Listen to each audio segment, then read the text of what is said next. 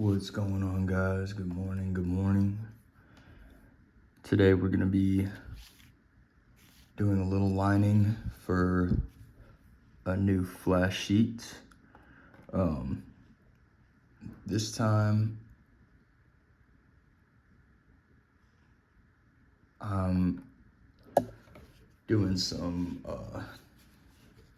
black and gray stuff, some Rudy, Greg Irons inspired stuff.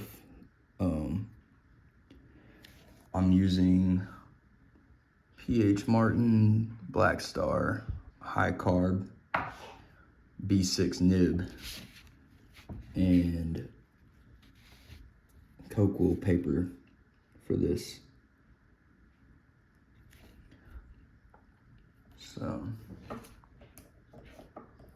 just get my nib ready here.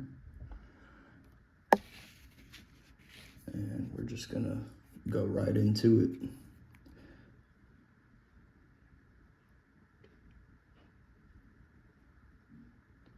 So this is a Rudy design originally. And right now where I'm at in my career, studying and doing a lot of repaints, tracing, that's kind of just where I'm at right now. You know, in the fine art classes that I've taken,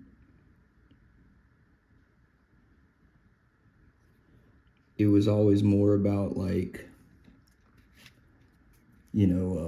being able to see correctly and observe correctly so that you could draw what you see in front of you correctly. But as far as being able to just sort of come up with something, that's always been pretty difficult for me. And also, I've always been more of a loose artist. My paintings, my drawings have always been a little bit more gestural, I guess.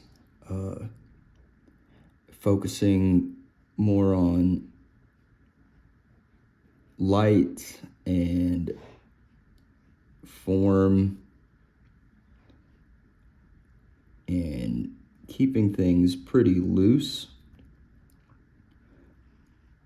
So when it comes to tattoo designs where things need to be, pretty straightforward, pretty tight, that has been a pretty tough transition for me. So what better way to learn the rules than by studying the masters? So Rudy, rest in peace.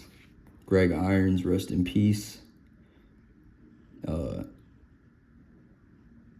I think also right now, when everyone's sort of obsessed with finding a unique voice with how popular tattooing is now and social media and all of that kind of stuff. I think it's important to pay your respects and your dues to the ones who really made this career possible for all of us who are here today.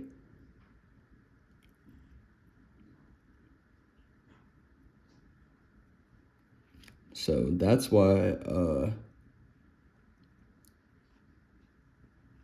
it's really important to me to know the history and to just pay my respects to these people and sort of keep them alive and study from them.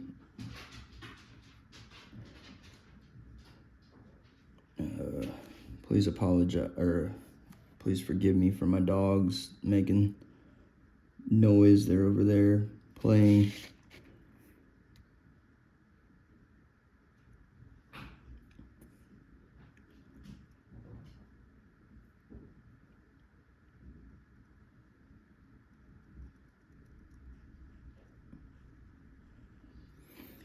And right now, this is, this may seem backwards to what everyone else is doing, but I'm not really interested in finding my own voice yet. I've only been doing this for 2 years now.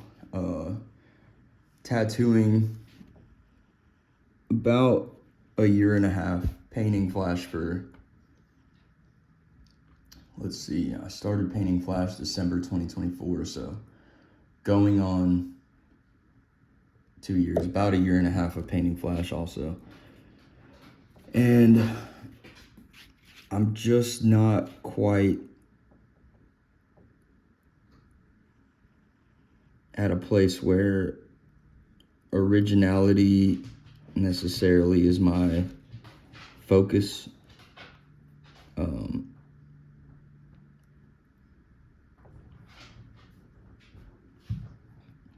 I don't really know what my focus is, actually. I just want to be able to make good tattoos. I don't want to reinvent the wheel or anything like that right now. I just want to be able to know what works, what's not working, and really nail that first. And like I said, right now I just kind of care more about paying my respects to the game, paying my dues, and just putting in that work.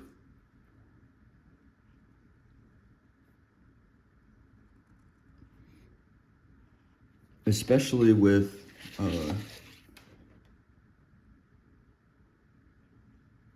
how, like,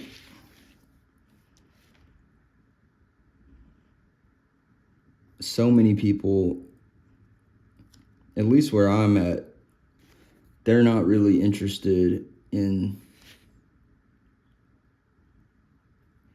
that. Most people around here just want to make what they think is cool and kind of just have their own voice, which, if that's where they're at, that's where they're at. I'm just not there. And that's fine. I do insert my own sort of originality into it, like I have to think about what I'm capable of doing. What about this design is something that I can do? What's something that maybe I don't necessarily agree with stylistically and would change? Things like that. I think that's the proper way of studying from these people.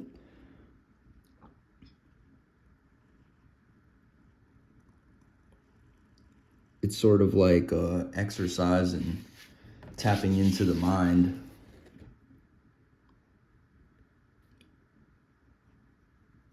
Getting to have a conversation with these folks who came before me. Because, rest in peace. This is the closest I'll ever be able to get to Jack Rudy. You know, even if I meet people who may have learned from him or whatever,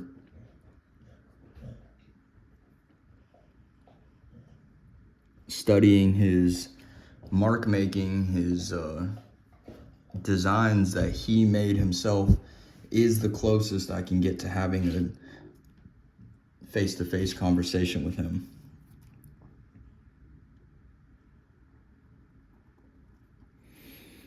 And like I said, I mean, I wouldn't be here if it weren't for the people who paved the way before me: Ed Hardy, Sailor Jerry, Jack Rudy, Greg Irons. These people that those are kind of the top four that I've been studying here lately. And, you know, and then it goes further back than that. But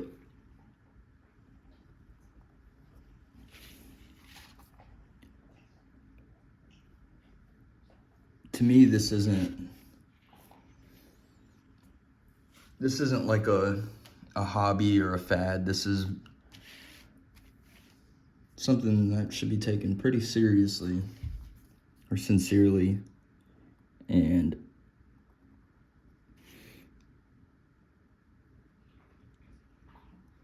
if anything, it's just like, it's just nice to be able to carry the torch for these people. And that's a great responsibility that every single tattooer holds. If you're in this industry,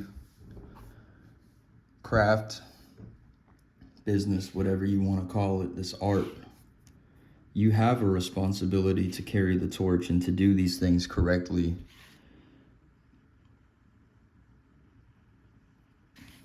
And anyone who just jumps right in,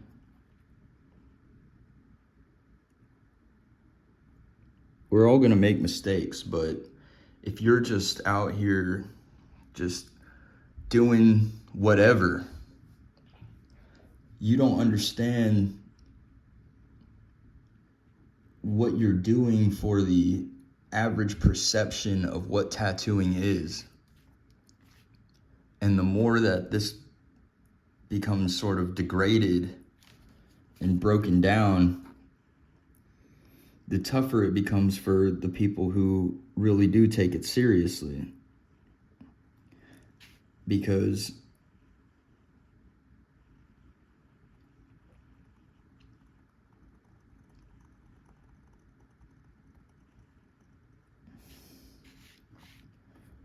if a bunch of artists are putting out, or a bunch of tattooers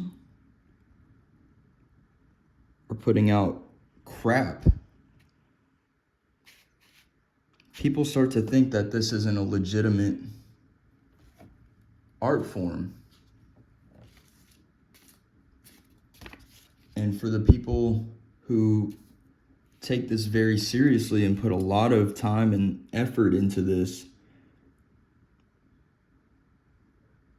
that hurts us.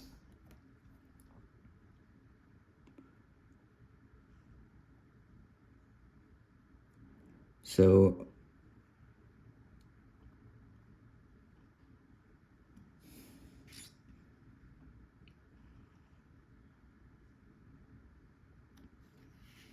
that's just how I feel about that.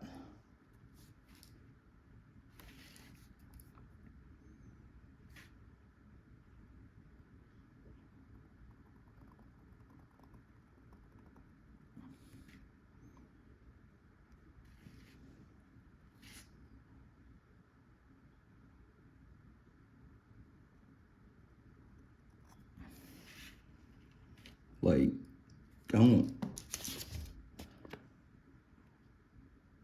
don't call yourself an artist if you're just cranking out some bullshit.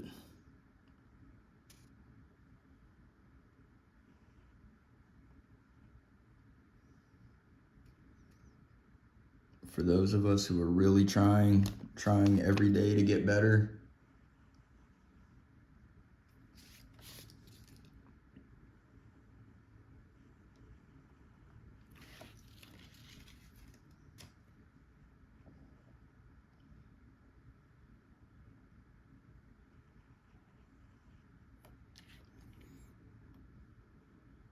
I just made a mistake here. It's fine, I guess. We'll figure it out. Okay.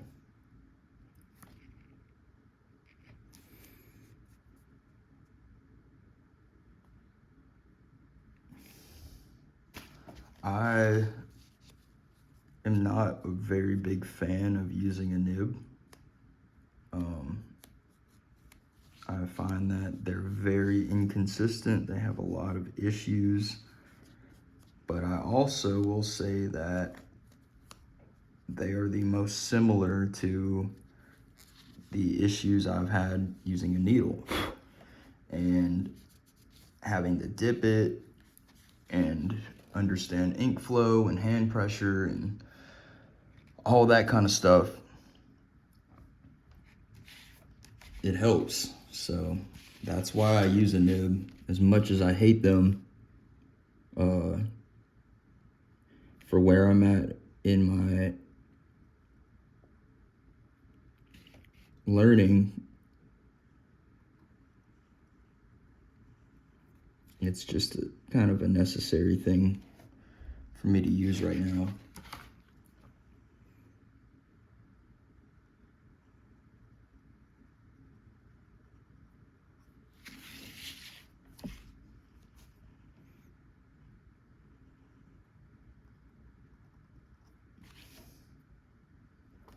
So let's see, we're 17 minutes in, making pretty good progress on this line work.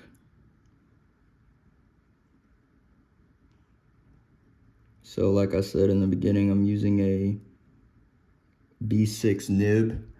I like that because to me it's the closest to a 5 liner, which is primarily what I use, or a 7 if I'm going a little bit bolder. And so did I say B5? I'm using a B6 nib. I can't remember if I just said B5 or B6. B6 nib is, for me,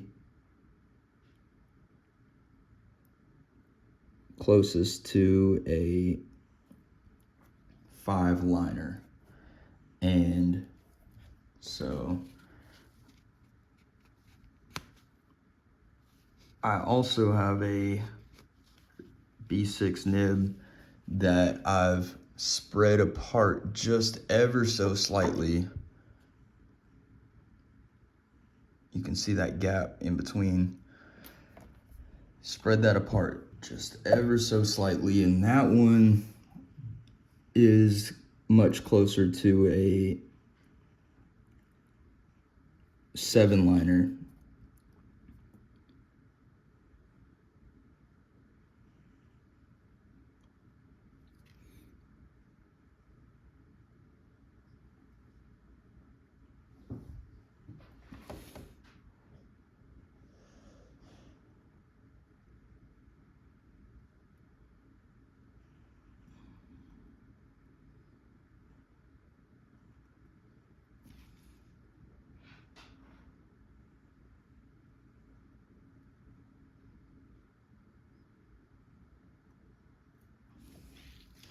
So you can kind of see what I'm talking about as far as like how inconsistent lining with a nib can get.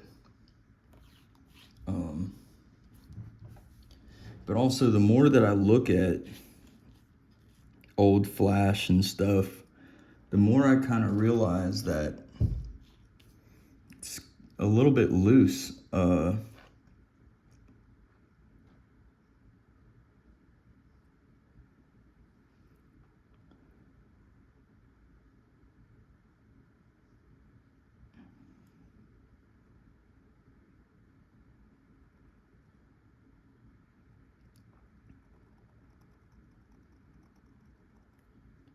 they weren't really so concerned with getting the most perfect looking lines and perfect fades and all that.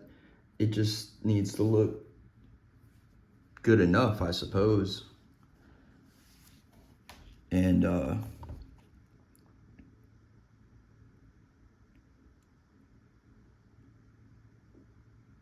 I'm sure at some point when I decide to take off and really do my own thing, I'll start thinking a bit differently about it.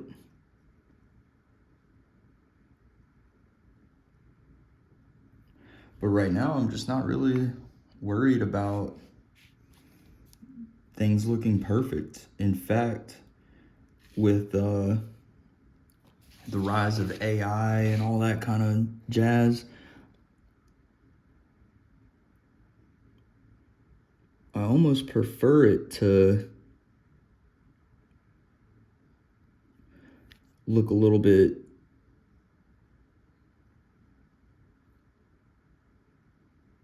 messy.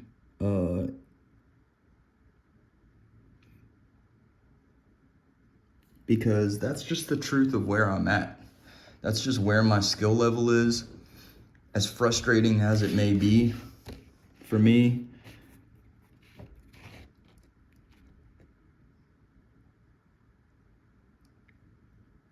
I want my work to get better.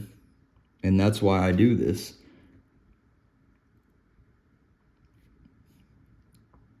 So, I think one of the things that makes AI so popular is it makes it easier for people to avoid the discomfort of where they're truly at artistically and the discomfort of having to improve and how long that takes, how frustrating it is, the failure after failure, mistake after mistake. This eye right here, I did that 3 times because it was just something every time. Every time I tried to do it, I'd mess up. And, it wasn't like this where it was like a mistake that I could cover it and no one would notice. It was a very obvious mistake.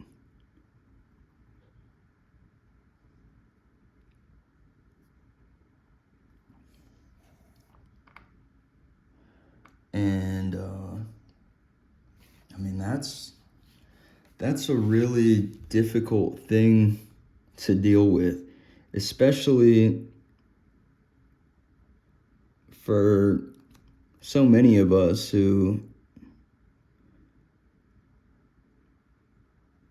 you look at Instagram all day and everyone's doing these perfectly rendered works of art, original works of art, perfectly made. I got to remind myself that that's just not where I'm at. This is where I'm at artistically. This is where I'm at in terms of skill level. And that's just what it is. That's the harsh reality of it.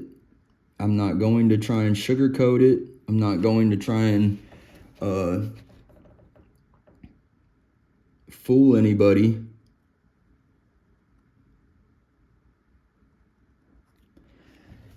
And I think there's a lot of freedom in just accepting that. There's no act, and because there's no act, I don't feel as much pressure either.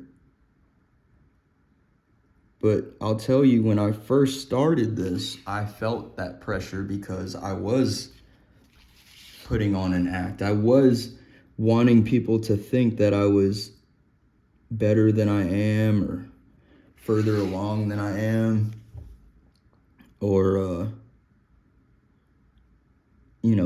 improving at light speed.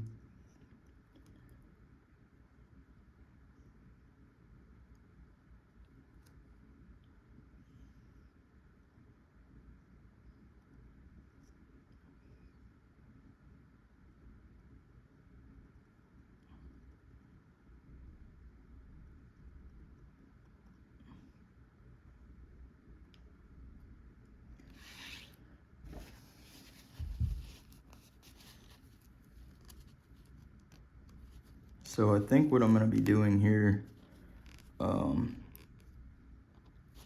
the near future is getting some ink that doesn't dry as fast, because I mean this is really frustrating to have to go in and constantly clean out this nib, and there's all kinds of gunk ink that builds up, and I just don't really think that the nib is the best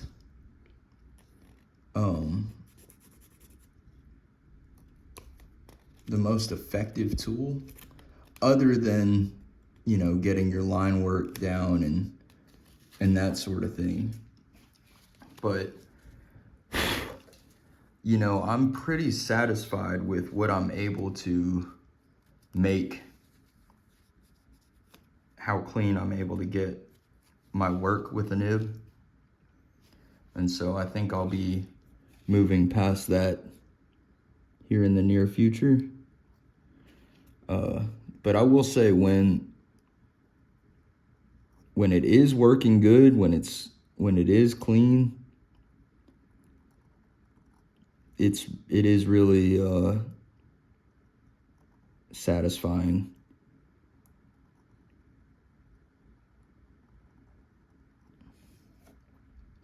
But you got to take care of it, and you know, that's another thing, is just craftsmanship things.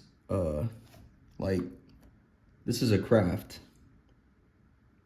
Tattooing is definitely objective, and it's a craft. There are things that work and there are things that don't work. And I think it's cool that we're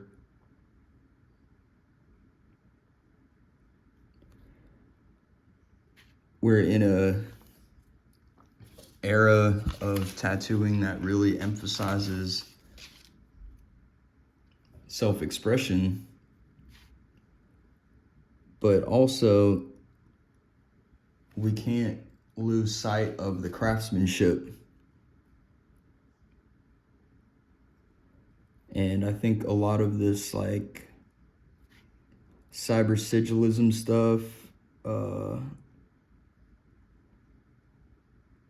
or like ignorant style, puts a lot of emphasis on self-expression, but not enough emphasis on craftsmanship. And when it comes to things like tattooing, if the craftsmanship's not there,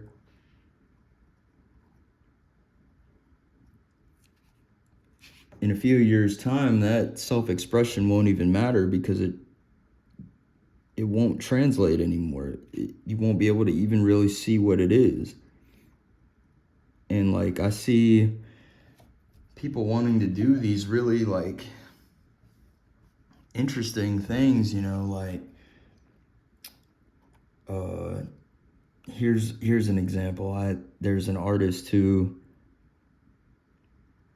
on his flash, had a YouTube thumbnail with the words and everything, and the YouTuber's face in the little box with the, you know, everything else going around it.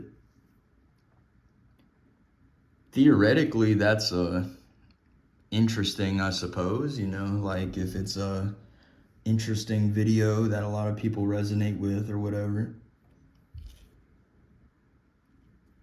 But if you can't execute that perfectly, which a design like that is almost guaranteed to fail no matter how good you are, because of how condensed a design like that is into such a small thing.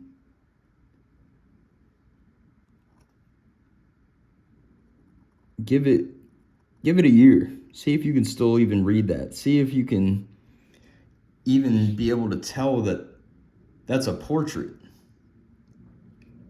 You won't be able to. Especially if your craftsmanship isn't there, which it's not.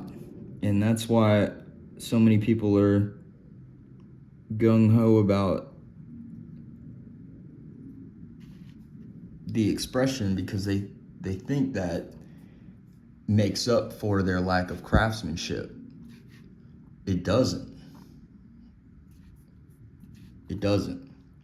A very simple but well done tattoo will outperform a very complex, detailed, poorly done tattoo every single time.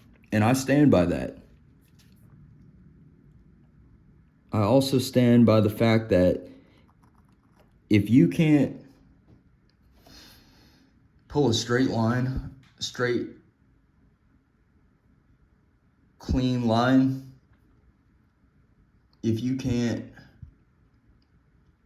do a nice, clean gradient, pack black, the fundamentals of it, if you can't do that, you really don't need to be pushing complex ideas. I mean, just wait until the trends change. That's all I gotta say. Good craftsmanship will, in tattooing, in my opinion, always outweigh a cool trend. Especially with how Instagram is able to convey things to people. It's easy to make something look cool for Instagram. So, I don't know. That's my hating for the day, my 2 cents. This is the line work for this Reaper. This is gonna be part of a new set of flash that I'm working on.